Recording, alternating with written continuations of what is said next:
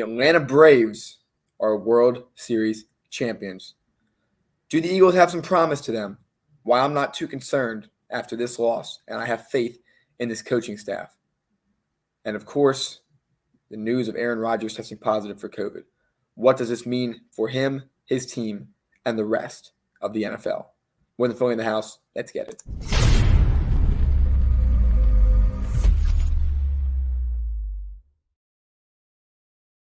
What's going on, everybody? Welcome back to the More Than Philly Sports Network. I'm so excited to be back with all of you today. It is November 9th, 2021 here, 6:08 p.m. on the East Coast. And my God, why is it dark out at 6 o'clock? Why? What is this, daylight savings? Why does it exist? Someone tell me this. As always, joined alongside my co-host Gavin Tony. Before we do get to that and why on earth it's dark out at 6:08, which takes away time to golf. I'm not happy about it. I can't get one of those night lights. Get like one of those flashlights. Dark golf balls, and I got to keep that thing on the fairway. Nonetheless, as y'all can probably tell, I am participating in No Shave November for the time being. I am most likely going to have to shave Thursday for an event. But it's all right. I promise it'll be worth it. The clean shave will look nice as well. But one final note, a little announcement here. As you can tell, my angle camera is probably a little better than it was. I finally got a real desk to have my camera on. I was using, Gavin, you can attest to this as well. You've had to use it too. Little wood snack tables. I finally got myself a desk on wheels. $50 on Amazon. Took me half hour to build. It wasn't too bad. Going to be using it for years to come. So I'm pretty excited about it. Zach, that's a good thing to eat off of. It was great hype, but Zach, I mean, it's time that we keep improving our at-home setups. I think I'm next. I need a new chair. This hurts my back. This really does hurt my back. Yeah, without a doubt. Certainly. So with that being said, Gavin, how was your weekend? My weekend was great, Zach. Listen, I got a fresh little fade haircut. The waves are still coming. Zach, you're gonna give it one No Shade November. I think we gotta keep going. Gotta ride with it. I mean, I'll hold it down for the show because I'm going to. But you always do anyway. It's nothing special. That is true. And finally, Zach, it was this nice, relaxing weekend. I watched the Eagles not be disappointing on Sunday. But how are you? I'm good. Similar vibes to that. Definitely think that this team has done a lot to move in the right direction the last 2 weeks after that embarrassing game against the Raiders. Bottom line is we got a lot to talk about in the NFL world. Let's start off with it. We're going to start off with the Philadelphia Eagles. I was in attendance for it. Overall, if you look at it one way, which I've not looked at it as, but first of all, Philadelphia media is just awful sometimes. I love it at the same time, but at the same time, I criticize it a lot because it arguably pushed Ben Simmons to where he is. It pushed Carson Wentz out of this city. Arguably pushed Doug Peterson out of this city. It might end up pushing Howie Roseman out of this city. There is no guarantee that is a bad thing at this point. But the other guys not necessarily were the best thing for the media to do because they always have to be critical. And I get it. That's your job. You want to get ratings and all. But I turned on 94.1 yesterday morning on my way to school, and I was disappointed at the immense amount of criticism that they were dealing. That was a pretty damn good game for the Philadelphia Eagles. If you are mad about that game, it should only be because they lost. It shouldn't be because of anything else, honestly. They had 3 penalties all game. That's very low. Their offense looks pretty good. They ran the ball more than 25 times, which is their second loss in the last 4 years in which they ran the ball more than 25 times. The Eagles are the 3rd in the league in rushing yards. That sounds hard to believe. But Jalen Hurts gets himself a good amount of yards a game, so it does kind of make sense. And the last 2 weeks, they've been insane. So the defense is another story, and I'm going to get to that in a minute.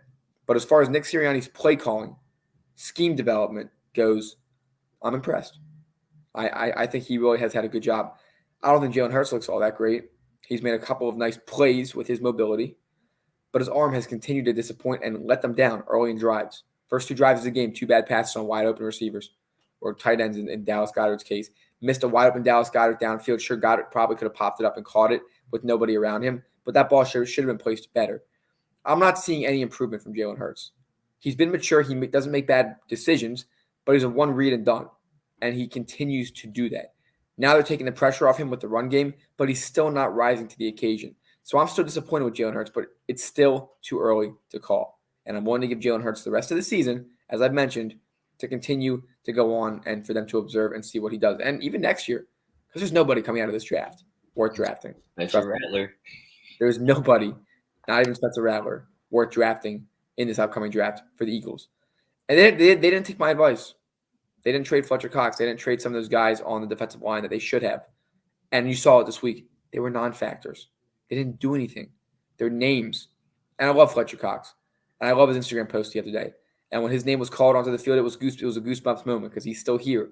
And it could have been it for him in Philadelphia. But take the emotions out of it for a minute. And that's something this Eagles organization has struggled to do over the last 5-6 seasons. And we know that, Gavin. They've held on to guys 1 or 2 seasons way too long. They messed up their window with Fletcher Cox. Lane Johnson, Brandon Brooks, sure, that was a little too far-fetched for me to say. I'll admit that. But I was prepared for a fire sale before that Detroit Lions game. I was prepared for that, knowing that they're not that bad and they can still build from it. But they're stuck in a mediocrity level right now. They're on pace to win more games than last season. They won 4 games last year. They've already won 3 this year. And they have a much, much easier back end of the schedule. Very much so. Pretty much the entire division twice, Dallas once, and Denver, which in my opinion is a winnable game despite how they played against Dallas. So, overall observations from that game. Nick Sirianni is clearly growing as a play caller and a scheme developer. Number 2, the coaching and discipline is starting to pay off in all the players. 3 penalties in that game. Number 3, Jonathan Gannon, similar to Nick Sirianni, was way in over his head to start the year. He has to show some sort of improvement towards the end of the year, or this might be a one and done for Gannon. And number 4, we already knew this. We have some big-time names on the defensive side, especially in the front 4 and even in the secondary. They have not lived up to their names this season. Darius Slay had a very bad day on Sunday. A lot of things that he usually doesn't do. Maybe he's putting too much on himself. I'm not sure. But this was a very disappointing week for the Eagles defense, especially with those big names. They should have scored 2 more touchdowns. The Los Angeles Chargers did. That game should have not been as close if you argue. I'm happy about the offense, though. I really am. I have no complaints this week, except for the fact that they need a quarterback with a bigger arm and that can make better decisions. And, well, not better decisions, but just be able to make multiple reads. Because at the end of the day, Jalen Hurts makes one read and just rolls out of the pocket. He doesn't know how to step up in the pocket. He's got to learn. And he probably has another year to do it because, again, there's no quarterbacks in this draft worthwhile taking. I promise you. Maybe a free agent they could bring in. I don't know what Jacoby Brissett's situation looks like out of Miami. There's a couple guys that could be plug-and-play quarterbacks just for a year, like a Tyrod Taylor or something like that. But at this point, I don't know what this team's standpoint is. I am concerned about the quarterback position, but not enough. It's not the biggest issue. The biggest issue is that the team needs to have consistency from the play calling because 2 weeks is not enough to save his job. He's got to continue to prove it week in and week out. And he's showing the improvement. But at the end of the day, you have big names and veterans on that defense who fail week in and week out and continue to disappoint. And that is why they lost this game. Not because of – I mean, there were 2 drives early in the game that some bad Jalen Hurts throws led to. And again, that Dallas Goedert play that could have been a touchdown or would have been a touchdown. But the defense at the end of the game needs to get a stop. And that Derek Barnett penalty, while one of 3 penalties in the game, was pretty costly. And Barnett continues to be a boneheaded individual. Boneheaded individual indeed, Zach. Before I touch on the defense, I just want to touch on the offense. It looked flawless. All right, now when I say flawless, this is a Zach Star stat. Zach, how many times did the Eagles run the football on Sunday? 30 plus. Now they didn't win the game as your stat likes to point out to say, but the game was close. You didn't make Jalen Hurts throw the football many times. He only threw the football 17 times, missed 6 passes. Now, Jalen Hurts is not going to beat you. Jalen Hurts is not this guy that's going to come out there like an Aaron Rodgers type. I can't say they threw it 30. They ran it 39 times. They ran it 39 times, but Zach, Jalen Hurts is not going to be a guy that's going to come out and beat you with his arm.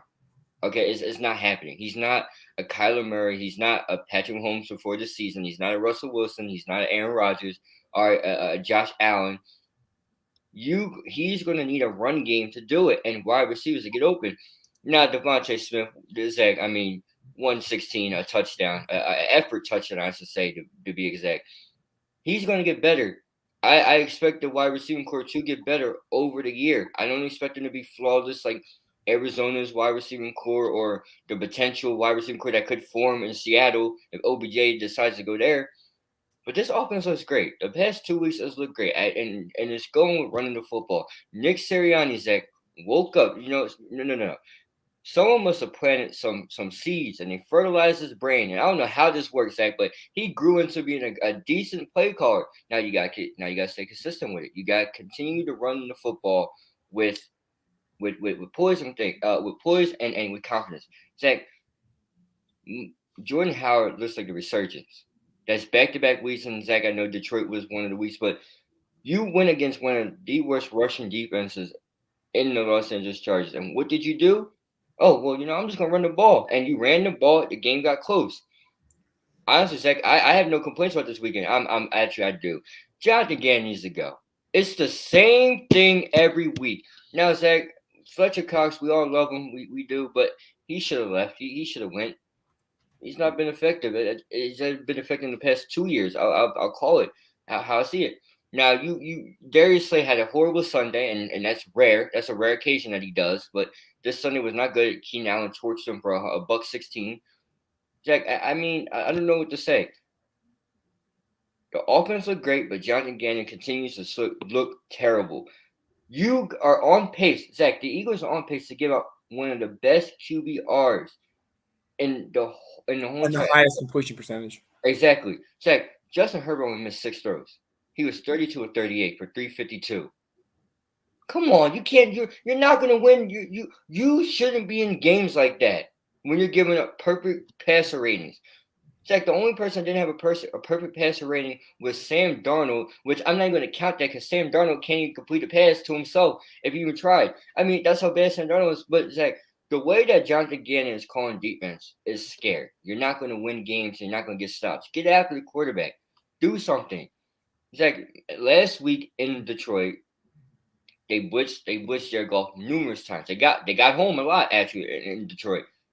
But what happens the next game, he doesn't do it. I mean, if I go right here, Justin Herbert wasn't sacked not even once. Not once. He wasn't even touched. He wasn't touched, not at all. He had all day to throw. Zach, if that's the case, put me at quarterback. I'll find someone open if I'm not going to get hit. I don't understand why 1 week you want to blitz and next week you don't want to. Zach, you got to figure something out. And I understand the secondary is going to grow and get better, but this is unacceptable. This is way unacceptable. You can't do this. I honestly wouldn't be surprised if Jonathan Gannon gets fired at the end of this year.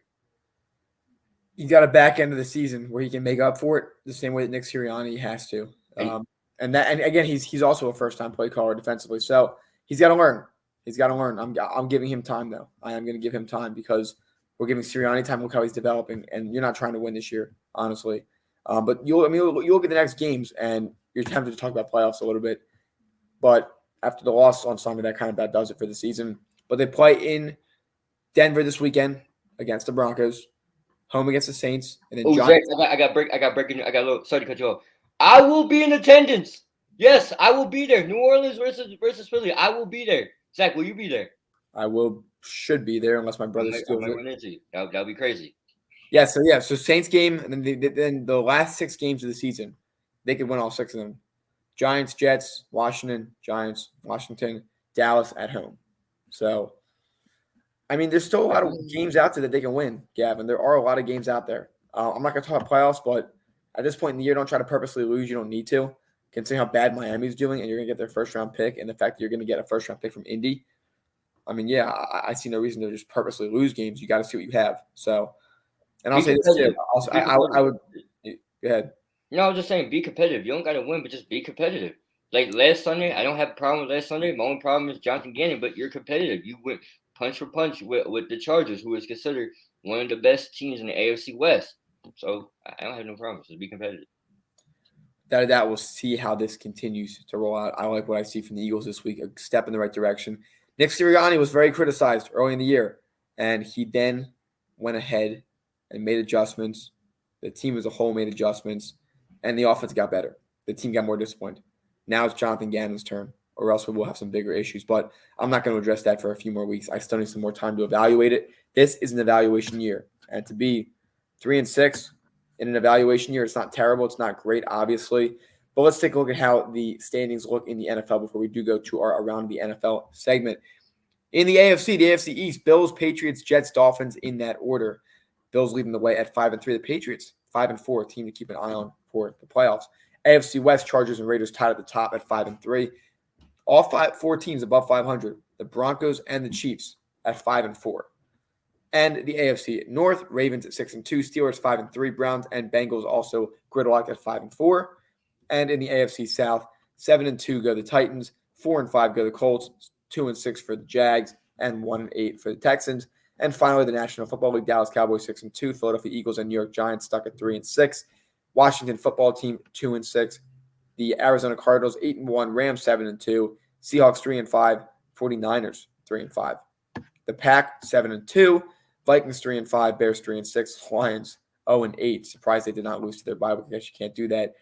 NFC South, Buccaneers lead the way at 6-2. One game behind them are the Saints at 5-3, and then the Falcons at 4-4, and the Panthers, who started the year 3-0, are now 4-5. And Sam Darnold looks like straight garbage. We'll get to that in a little bit here, but now it is time, Gavin, for the best segment of the week around the NFL. We take each game and try to describe it in a sentence or less. Colts, Jets, beat the worst team. Good job. The running game, Jonathan Taylor. Zach, we had a conversation about where will you rank Jonathan Taylor this year. He's in the top 10 for me.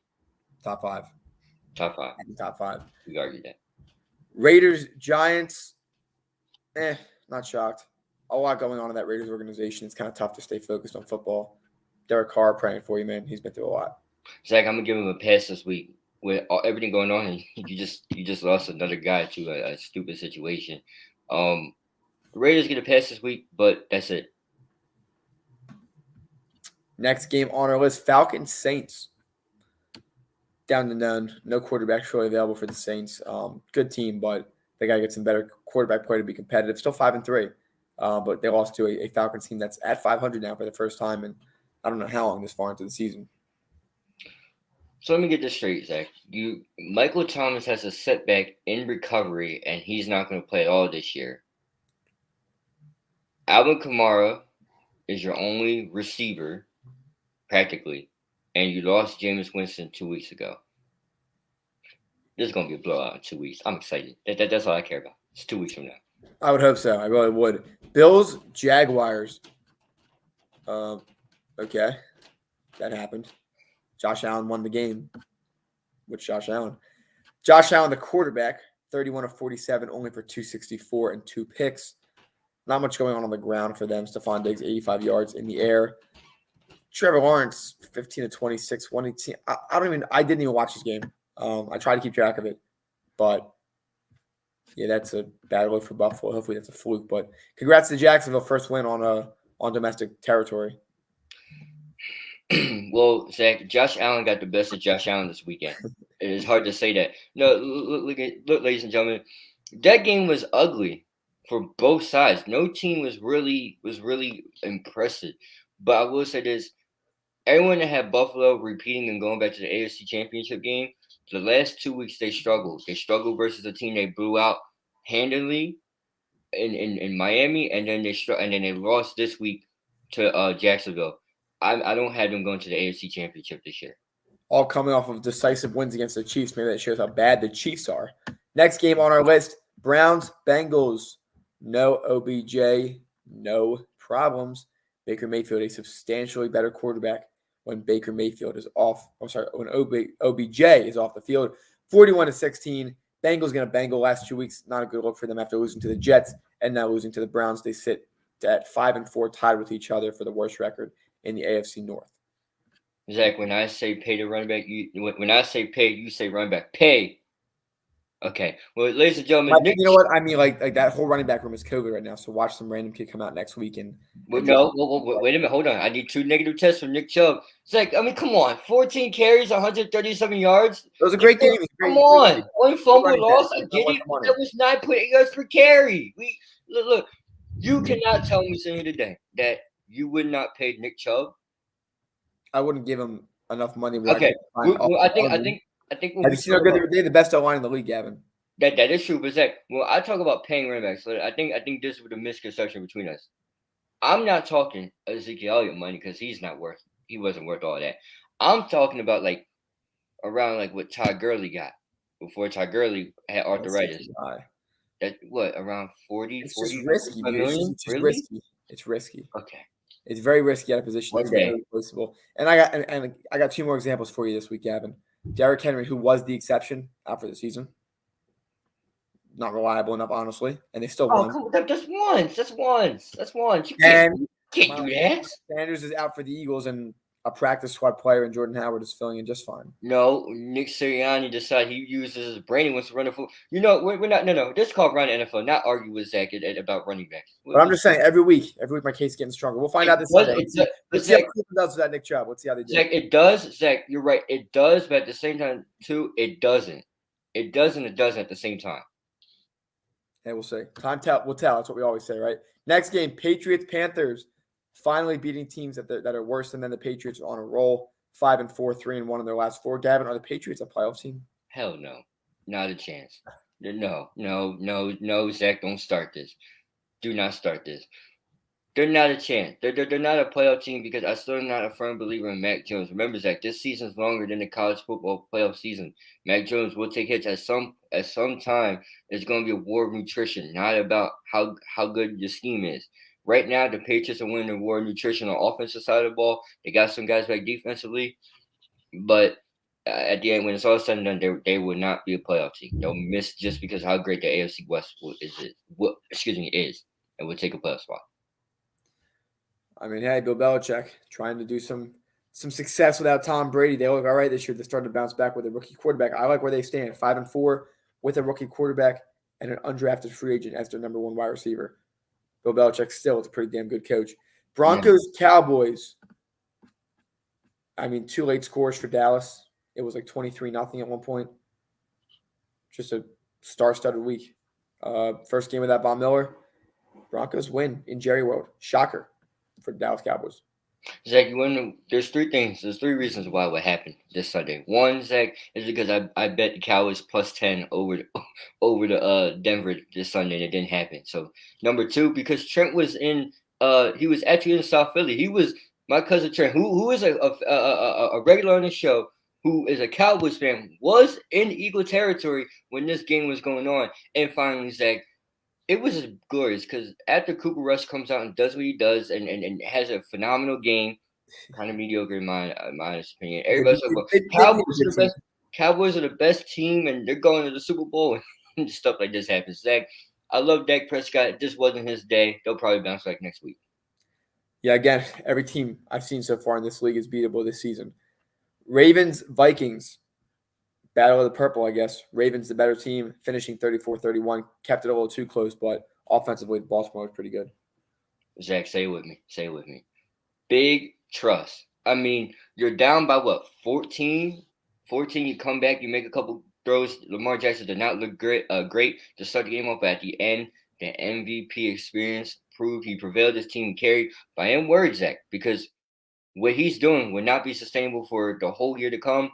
You guys gotta be able to click all cylinders, especially in the pass game. But say with me one more time, Zach, just for all fun. Big trust and Kirk Cousins is useless. Yeah, close game there, but a team looking to contend. The Ravens being slept on this year. Dolphins, Texans. All right, you beat the worst team in the NFL. Congrats. I'm concerned about the Dolphins. I really am. I don't know why they can't click. I really hope Brian Flores does not lose his job over there. He shouldn't. I like him all. I hope he doesn't. I really hope he doesn't. I think that the organization has bought into hit what he's doing. I think they're just catching a bad break this year with injuries and just Tua's regression. I honestly think, Zach, and we know the troubles that he brings. Hold out for Deshaun Watson until next year. That's all I got. They have the draft capital to do it. They really do. And you can send Tua there too because he is not the answer. Yeah, quite possibly a fresh start for Tua in Houston. Chargers, Eagles, we already talked about that one. Packers, Chiefs, 13 points against a team with no quarterback. No offense to Jordan Love, but he's got some developing to do if he's going to be the answer. He scored 13 points against that Packers defense. I mean, I would almost argue that Jordan Love outplayed Patrick Mahomes. 19 of 34 versus 20 of 37. 190 yards versus 166. Both have a TD. Love having a pick. What's up with Mahomes, dude? Why is he not doing Mahomes stuff? Zach, it's the hero ball. Zach, go back to a couple years ago when Mahomes first started. Remember the deep shots and the heroic plays, the things that make us go, ooh, ah, those things are not being happening anymore. They're doubling up Tyreek Hill. They're taking away Travis Kelce. Miko Hardman's a nice wide receiver, but he's not a true number two. Patrick Mahomes refuses to take checkdowns. The offensive line that they rebuilt and got new players actually is worse because they reshifted pieces. Zach, this team is a mess, but it starts at the quarterback position and also running the football. Running the football. They don't run the football. I mean, you gave it to Williams 19 times, but you can talk about not running the football, and you can also talk about Patrick Mahomes reluctant to take the easy throws, the stuff that is open, which is check downs and short passes instead of trying to play hero ball. Same thing about Carson Wentz we said last year. Yeah, I was about to say, I said this last year and got a lot of criticism for it. Patrick Mahomes would have been in the exact same position as Carson Wentz with the same surrounding talent last year. And everybody crucified me for it. I think it's starting to become a little more believable as we move through. So another concern for the Chiefs, I don't think they make the playoffs. Cardinals 49ers, 31-17. Cardinals, like, all right, cool, best team in the league. They beat a team that's not good, but hold on a minute. They didn't have the best wide receiver in the NFL. But hold on a minute. They didn't have a top 3 MVP candidate in Kyler Murray. I mean, San Fran's in trouble, and I like them a lot before this season, but they are in trouble. Is it time to say fire Kyle Shanahan? I think so. I really do think so. But Zach, before I get into my Kyle Shanahan tirade, James Conner, the resurgence of James Conner on Sunday. I mean, 3 total touchdowns. And how about Colt McCoy? 22 of 26. Colt McCoy, Zach. Pretty efficient day. Cliff Kingsbury having a good day as a coach. And when it comes to Kyle Shanahan, I mean, you could make the case to say injuries and stuff, but that's no excuse. They traded up to draft a guy that they don't want to use this year at all. They're paying their quarterback an excessive amount of money. The organization, John Lynch should even be fired. They're not doing good things there. They had a really good, talented team a few years ago, and they found a way to mess it up without even they have a Super Bowl hangover without winning the Super Bowl. And Niners fans will say injuries, but Zach, if you actually watch the game, they're pretty healthy this year. They're pretty healthy. They have everybody. It's just underperforming. Brandon Ayuk has just not been playing at a top level. Kittle's been in and out of the lineup. Running backs have been injured. I give you that. But Garoppolo, I mean, the guy's a walking stick. He gets hurt a lot. So standing statue, Zach. That's what I like to call him. So I at this point, I say put Trey Lance to see what he can do.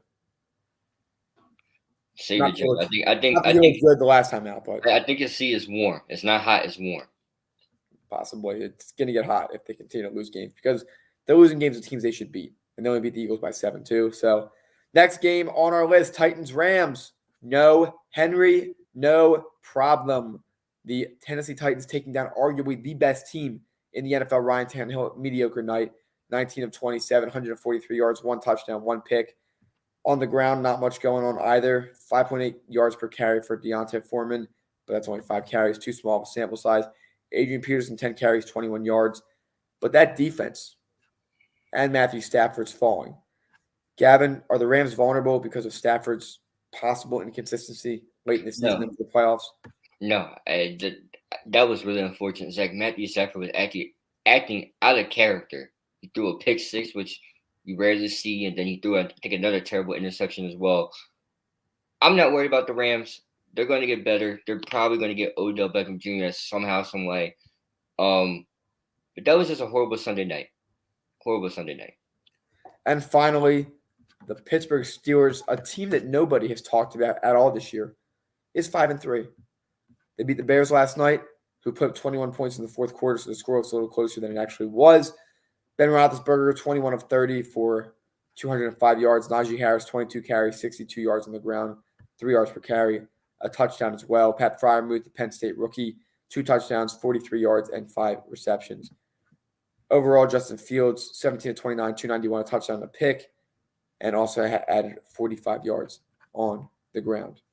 Are the Steelers going to make the playoffs, Gavin? No, not a chance, Zach. There's no chance. Come on. The AFC North is locked up between 3 teams. And yes, Zach, I know the Bengals struggled the last 2 weeks, and Joe Burrow especially.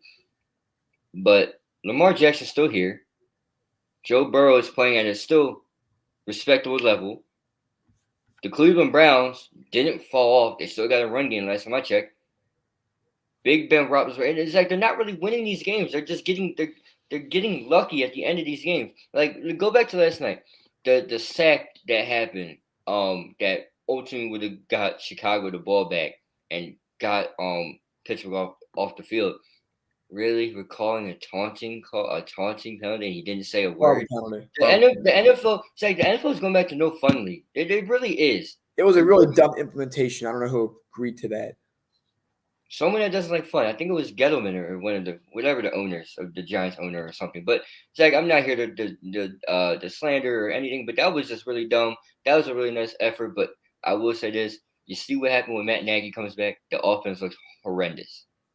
27 points. I wouldn't say it's horrendous. That wasn't. But Matt Nagy's time in Chicago is ending. He is a dead man walking. Finally, going into Thursday night, the Baltimore Ravens go to Miami against the Miami Dolphins. We'll break all that down and more when the time is ripe.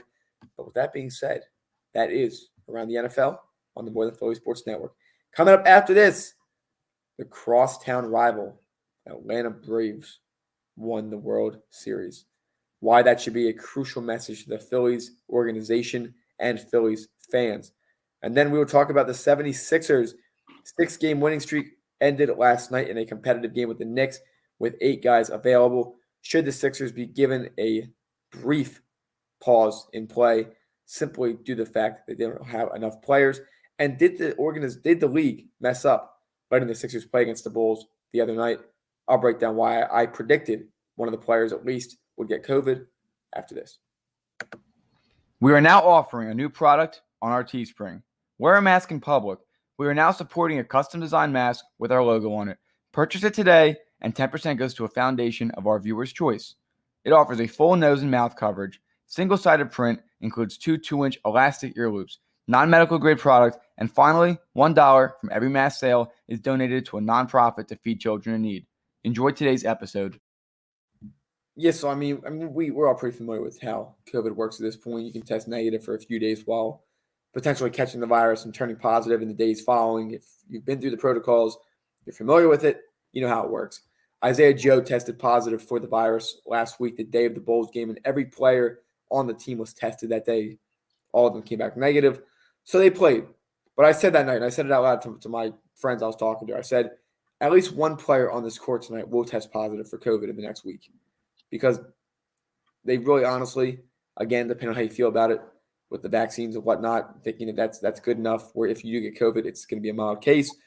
They could have shut it down for a few days, and they would have had the guys isolate, in which case you would have seen him beat positive test. Because it was definitely brewing, or he had contracted it by the point that he was on the court. Was he contagious at the point? Probably not if he was tested negative. But again, I'm not a doctor, I'm not a scientist. I don't necessarily do all that stuff. But with Tobias Harris out, with a couple of those guys out, there was a good chance that someone was going to come back with COVID, and it was the runner-up MVP last year, Joel Embiid. So, yeah, not too much to look at, too. I think the NBA really could have had an opportunity to pause some games here. The Sixers are the only organization having this issue right now. I'm not sure where this dates back, so I think it's just bad luck overall as a team. Tobias Harris getting it first, and then Isaiah Joe getting it, and now Joel Embiid getting it. I mean, it's like this happened last year where the Sixers had their runs. It was early in the season where the Sixers had like 7 or 8 players, just enough to play, and the NBA let them play. It's like, I'm not surprised. The NBA doesn't. I don't want to say they don't care, but they do care. But they also don't care at the same time. They're tired of canceling games. They really are. They're back to regular strength. To them, it's business as usual. Now, going back to the game, it's like, I mean, it is what it is. This is how the world is now. You're going to get it. I mean, it's like, this is. We're living in a pandemic, so ladies and gentlemen, to a degree. You're going to get it. It's going to happen. And I'm just going to speak in the sports world. It's going to happen at some point. Not saying that it will, but it can happen. You're going to miss a couple of days, and you're going to come back. That's what's going to happen. Now, how many times will happen? I don't know. And why is the NBA not taking a closer look at it? I'm not sure. But what I do know is that the Sixers, when it comes to this, I was really impressed with the Sixers play last night with all this happening, because that goes to show that the role players that you have are good enough to at least keep up when you don't have your star, and when your other star is not even willing to show up to work at all. You can't be upset with last night's performance. Like, I was actually happy the game got close. I mean, you got to roll with the punches. That's all it is. Right now, the Sixers are rolling with the punches. You're without Isaiah Joe. You're without Tobias Harris. You're without Joel Embiid. You're without Matisse Thybulle. Oh, and you're without that clown Ben Simmons too. So I mean, what did the Sixers do? I'm surprised they were at the top of the East with all this going on. And they still are, because Miami got blown out last night with a interesting altercation between the Morris brother and Nicole Yokic. We'll talk about that in a little bit. But overall tonight, Sixers, Bucks. Giannis is playing, although Chris Middleton, a couple other guys are not. They're shorthanded as well. Tobias Harris is expected to be back tonight. I'm trying to see if I can find some information on that. But nonetheless, I'm picking the Bucks tonight. I think that they have this game wire to wire. Sixers just don't have enough guys to be able to. Was Zach add insult to injury as Bleacher Report just came out and said that Seth Curry is not playing with a foot contusion tonight? So I'm definitely rolling with the Bucks.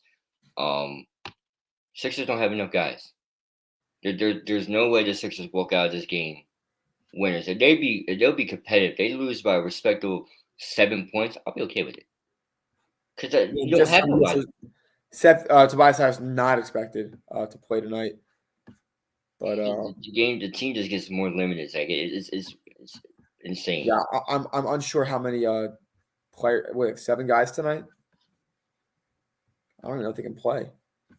They're going to play. It's too late. The game's almost about to start. I guess you add Danny Green back to the team, and then you pull Seth Curry off. That gives you 8. Well, technically, give that bench some reps. You'd rather it happen against good teams than bad teams, because you'd rather lose to the good teams than the bad teams. Two good things. That one, first of all, adding Danny Green is basically still not adding nobody. So you're really playing a 7-man game right now. But I will say this: I was skeptical about the Andre Drummond signing, but last night showed us proof. 14 points, 25 rebounds. It's like you have a guy that was an all-star that's backing up Joel Embiid. That's what they wanted to Dwight Howard. Almost every year of his career. I'll say this, Zach: if they had the Andre Drummond last year and he didn't go to the Lakers and basically have Andre Drummond last year, that Atlanta Hawks series would have been different, because Dwight Howard just wasn't enough. Yeah, they should have went smaller. I think it was more of a coaching issue. I think there was just no backup center on that team that was competent enough that deserved to put a center that wasn't the MVP or runner-up MVP on the court. But nonetheless, yes, I think that Andre Drummond is the best backup center in the league. And we got him on a cheap deal. That we did. Daryl Morey continues to prove his worth. So with that being said, we will touch on the NBA again in a couple minutes, but let's go over to our second to last topic of the day, and that is baseball. The Atlanta Braves, in 6 games, defeating the Houston Astros. They looked dominant all playoffs. They played really well. Their role players came out big after losing starting pitcher Charlie Morton. They were able to bounce back. They lost a bullpen game, but they came out the next start, Max Fried, going out there doing what he had to. And young pitching staff, they all looked really good all series long. Credit to this team. They caught fire at the right time. The bullpen cleaned up, got their act together. And credit to that front office for making the moves that they did, because they were able to put their team in a position to succeed, and they were able to win games. Their role players were the ones who won the World Series for them. Freddie Freeman's up there as well. Dansby Swanson's defense is up there. Austin Riley's up there. Travis Darno. Those guys are all up there. They're all great players. Ozzie Albies. Of course, Ron Acuna goes down. You bring in Jock Peterson. You bring in Soler. You bring in Adam Duvall. You bring in Eddie Rosario. I mean, those guys were the key to this team winning in the playoffs. Every night, at least one of their names was called. Every single night, one of those new additions' names were being called. So that's the key right there. That's the difference between a team like the Philadelphia Phillies and San Diego Padres, who failed miserably at the trade deadline, and a team like the Atlanta Braves, who were the worst team in the playoffs based off of record, and they won the World Series. You know what's funny, Zach? Eddie Rosario, Jorge Soler, Duvall, Jock Peterson, especially Jock Peterson. Go with Jock Peterson first. The Cubs were having a fire sale. They got rid of Baez, who I think me and you were on agreement that we didn't really want here. They got rid of Craig Kimbrell, who had a horrible ending to his season in Chicago, but I don't think he was using the right spot.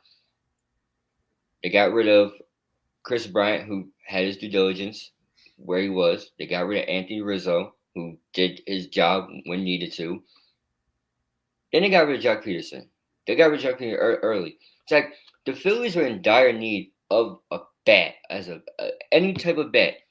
Not only did Atlanta get one bat, but they got majority bats. They got sluggers. They got outfielders. They got four guys that showed up and showed their work. It's like, remember I told you when we were in first place, I said, buy in, go all in. You remember what the general manager said to Brian Sticker? And he was like, you know what, we're going to go all in, and we're just going to let you do what you do. It's like they won 44 games and at the end of the season to make the playoffs. They were hot. And to think that you don't have Ronald Acuna Jr., to think that Ozzie Albies was struggling in the playoffs, Austin Riley continues to improve every year. Zach, I'm going to start throwing him in top 5 third baseman in the league. I'm going to have to. And the fact that your bullpen, who struggled, Zach, that was struggling, tightened it up, locked down, and was able to save and win more games. And all you had to do, Zach, was buy in. Now, let me tell you the difference between their buy-in and our buy-in. Freddie Galvis. Hold on. Kyle Anderson. It was nice sometimes. And was there one more? If there was one more, it doesn't matter. It was irrelevant. Who was it? What's his name? Ian Kennedy? That's really nobody. He really is a nobody. It's like, I had a conversation today with one of my good friends, and that's a really Phillies fan. He said the Phillies had the potential to be great. They had to be big spenders this offseason. You either go get yourself Carlos Correa, or you go get yourself Trevor Story, get yourself Kenley Jansen, get yourself Iglesias. I think he's the closer off of the Angels, and you go get yourself Castellanos. Out of those names, if you want to talk about just the batters alone, I want Story and I want Castellanos here because they're run producers. I want Jansen, Zach. I know it's up and down, but anything in the bullpen is better. And I want Iglesias because once again, we can use bullpen help. And finally, Zach, I would take a look at Josh Hader. The Brewers are really satisfied with Devin Williams. I like where he's at. I still think Josh Hader has a lot left in the tank. That is a strong killer lefty that a couple years ago was an all-star. Zach, he was an all-star. I'm not giving up on this team yet. Zach, I'm frustrated with him right now because the potential was there to be there, but they just folded at the end of the year. Zach, I think this offseason is going to be different, and if not, I'll be in the market for a new team, just like that. I'm a free. As of right now, I signed. I opted in with my player option, but I'm about to demand my release if they don't do anything this winter. Look, I mean, this team showed hope this year. They showed they have a pulse, which is better than the last few years. That's about it. They were unable to get in at the end of the year. But coming up after this, college hoops are back. Who's favored to win it all? And who is my pick, our picks to go all the way in the men's and the women's side? And finally, Nicole Yokic versus Markeith Morris. Who's right, who's wrong? We actually watch a brawl between the Yokic brothers and the Morris brothers. Stay tuned. Would you like to know how you can support the More Than Philly Sports Talk Show? If so, head down to the comments on our YouTube channel. You will see 2 links there. The first is our Teespring, where you can see a wide variety of apparel products, including our signature product, the More Than Philly Sports Talk Show sweatshirts, offered in a variety of different colors, including gray, navy blue, and more. Finally, we have our Patreon page, where you can become a monthly donation member. 10% of all donations go towards an organization of our viewers' choice. We hope that you enjoyed today's episode, and if you can't donate, that's okay, because you can always share this. Welcome back here on the More Than Philly Sports Network, Gavin. Let's talk about it. Gonzaga favored again to win it all. But I got another name for you. UCLA. A couple people I've spoken with see a similar way. Great coaching style. They did 11 last year, and they made it all the way to the Final Four. They played really well last year. They outperformed. They're more talented. They're more developed. I like them this year. I like their experience. I think that they have a good chance to go on a run. Are they really truly a favorite? I wouldn't say so. They're up there in the odds. They're up there in the Associated Press rankings. Obviously, UCLA, Villanova, a couple of those teams are very favored right now. But I would say this. Don't sleep on UCLA. I think there's a good chance that they could be right back where they were last year. Zach, you like UCLA. I'm actually going with Kansas this year. It was a disappointing end to Kansas season last year. They had high hopes and high dreams and ultimately fell short. But I think this is the year to do it. I understand Gonzaga returned a lot of players and got some new guys, but we say the same thing about Gonzaga every year. They have a chance to do it, and it's like what they always do at the end of the year. They fold, they sell. Okay, another team I'm gonna give Duke another spotlight. Zach, I know they're coming in the AP ranking at 9. I think it's 10 or 9, one of the two. I'm only giving them their flowers. I'm gonna give them the spotlight because it's Coach K's last year. So go out on top. But as of right now, I'm rolling with Kansas right now. Yeah, certainly interesting storyline with Duke this year. But now let's transition over to the women's side. Gavin, does UConn have what it takes to overtake, who was it, Stanford last year, Arizona, South Carolina, these teams all that honestly arguably could have been better than them last year. But can UConn do it? Can this year? Paige Becker's coming back for her second season. Can this team overtake those three? Zach, I was watching before I hopped on the show. I was watching South Carolina. They had the #1 recruiting class with Raven Johnson, Sanaya Rivers, and Sanaya Fangini and Breeze Hall. But you know who got the #1 recruit from our class, Zach, from our graduating class? AZ Bud goes to UConn. Look, as of right now, I'm all in. I'm all in Paige Beckers. I'm all in with the team. Zach, they got a lot of players, great talented players. That it's going to be a struggle to find rotation to keep them playing. As of right now, Zach, I'm rolling with my team, but I am scared. All right, I'm not scared because of Stanford. I mean, I gotta give Haley Jones her props. I'm not scared of Arizona. That was, Ari McDonald's on another level. But I am scared of South Carolina. Okay, it's like there will be a meeting in early 2022. There will be a meeting in South Carolina. It's like we have to figure out how to get down there. Are we going? Are we going? We Zach, let's talk about it. Let's talk about it. I would love to go. But as of right now, to answer your question, I am all in on UConn, and Paige Becker is look, Zach, they return their senior, their redshirt senior, or excuse me, not redshirt. They return Avina Westbrook, another good jump shooter. Zach, I'm excited. I'm ready. South Carolina versus UConn. That's my championship. March is a long way away, but a lot's going to happen between now and March. We will be here to keep track of all of it. Finally today, circling back to the NBA, Nicole Yokic, Markeith Morris getting a little bit of a scuffle last night. Nicole Jokic's second ejection in recent memory. He was ejected late in that final playoff game last year as well. Is this just entertainment at this point, Gavin? I mean, what are we even supposed to say about this? Well, first of all, Zach, it was it was ugly to watch it happen. You never like to see a guy with their back turned, and it just looked violent. Well, whiplash, Zach, we all know, and hitting the hardwood floor. He couldn't stand back up. Because let me tell you something, Zach. I see the Yokic brothers talking on Twitter, but I do know that the Morris brothers are from Philadelphia, so we know all about, and we all know about their toughness and how they bring it. So I would see that fight happen. Now, all jokes aside, ladies and gentlemen, Nicole Jokic has a real temper problem. It's like we've seen it on display multiple times. Yeah, this is multiple times on national television where it was for everyone to see. I don't know how you correct this, and it wasn't like one of those things where Joel Embiid accidentally almost punched Lonzo Ball in the face. It wasn't like any other small incident. This guy has a serious temper problem, and I was listening on ESPN today, where there was always this stigma that, foreign players, they think because they play in a different game, they're kind of softer. Now, from what I've seen so far, Nikola Jokic is far from soft. He has a temper problem. And it's like, I don't know. When it comes to suspensions and everything, I think Nikola Jokic gets a good three games. 3 games just because how violent it is, and we know how the NBA likes to keep this perfect energy, this perfect stigma about wanting to be the golden league, about how they want to set examples. I think the Morris brother gets a nice hefty fine because of his doing. But let's be honest, Zach, where he hit Nicole Jokic could have caused injury, but it didn't. It didn't.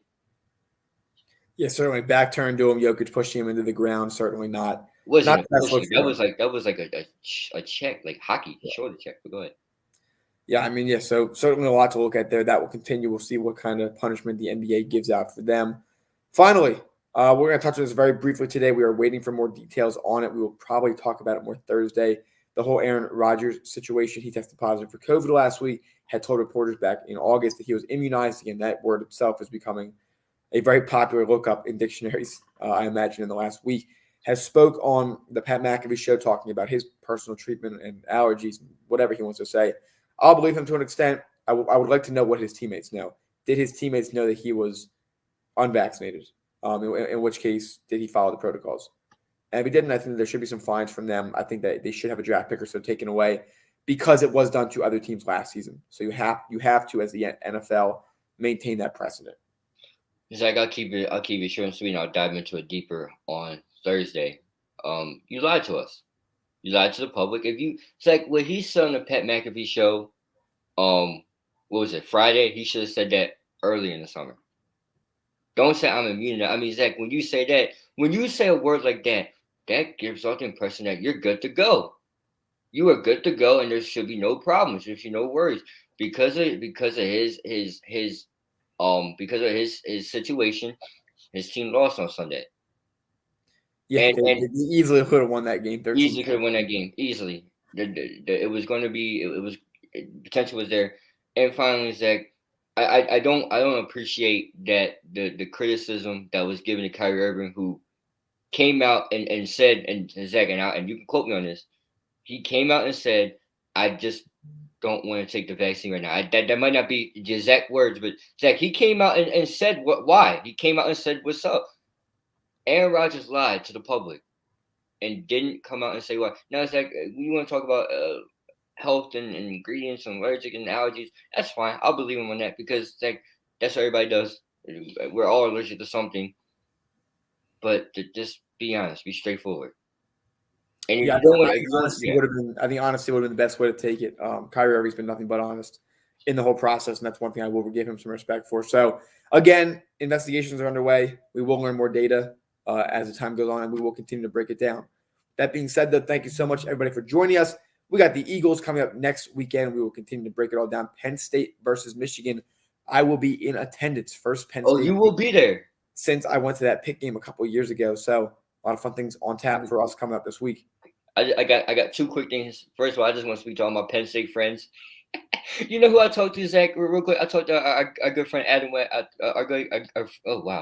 Our friend Adam, right? He was like, "Oh, Penn State won," but I was like, "Oh, but you guys were in the top 5, and now you guys aren't even top 4." What? Say that again. Top 4 should have been 3. It should have been 3, but Zach, you need to beat Michigan in order to make a bowl game. You get a bowl game now. So, and finally, Zach, I just want to take some time out. There was a tragic event in Houston, Texas, that happened over the weekend. Where unfortunate 8 fans died at a concert. Zach, I'm a big Travis Scott fan. One of my favorite albums is Astroworld. It just hurts to hear that people passed away doing something that was supposed to be in good fun. It was an unfortunate situation. Prayers go out to all the families, and you never know. We sit here and we talk about life, Zach. We sat here last week and talked about Henry Ruggs and the situation, and I feel like once again we're talking about how precious life was. This was an unfortunate situation, an accident. I don't think anybody was aware of what was going on until I want to say at the end. I want to say he was supposed to go for another 45 minutes, ended up cutting the show early. I think that's when he finally got the word that was going on. But you just hate to hear stuff like that happen. Yeah, just a terrible, unfortunate situation. And I mean, this has to be prevented in the future. However this occurred, they need to investigate that and figure out what they can do, because everything that happens in life is a lesson. And at the end of the day, every single thing that happens, you have to take something away from it and learn how to prevent something like that happening. Unfortunately, again, last week we talked about Uber and the existence of those kind of apps when you're intoxicated. And we hope that anyone that listens to us and anyone that has learned from that situation can resonate with it. Same deal with this case. Like from what the videos I saw, I think fans were breaking in. It was an outdoors event, so it was obviously you can have a lot of capacity, but I think some fans that was supposed to be there broke in.